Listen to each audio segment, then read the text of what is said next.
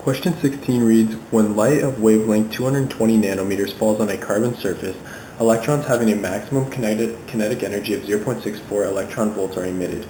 Determine the cutoff of wavelength of light incident on the carbon surface. So first what we need to do is we need to solve for the work function in order to be able to plug in 0 for our kinetic energy max, and then solve for the energy, basically the energy necessary to overcome this work function. So what we're going to start off with first is the equation is kinetic energy max is equal to HF, which is just equal to energy. This is the basic energy equation, minus our work function. And our energy equation can actually be written as H times C over wavelength. This is an alternative because we know that frequency is equal to C over wavelength. And so what I did here was I plugged in the known kinetic energy max when a wavelength of 220 nanometers falls on a carbon surface. And then so I plugged that in, and then I solved for the work function by using the alternative equation for energy, which is hc over wavelength. And then I plugged in my known values. I used Planck's constant with electron volts because our unit for kinetic energy max is in electron volts. And then so I have 4.14 times 10 to the negative 15 times the speed of light divided by our known wavelength, which is 2.2 times 10 to the negative 7 meters. I converted 220 nanometers to 2.2 times 10 to the negative 7 meters.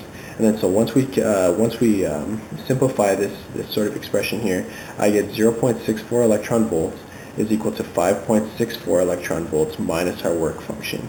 So we get a nice answer for our work function here. And then once we have our work function, we know that we can plug in our value for kinetic energy max, which is going to be 0, because as soon as we overcome the work function with a necessary energy, the energy that's left over is going to be given to the electron as it is ejected from the surface. So I'm going to rearrange this and add 5 to the other side. So now I have 5 electron volts, and actually this unit should have been electron volts. So now I have 5 electron volts is equal to hc over wavelength, and wavelength is what we're looking for because we need to determine the cutoff wavelength that corresponds to the threshold frequency of the threshold energy. And so I plug in my known value for Planck's constant, and I'm using this in electron volts again.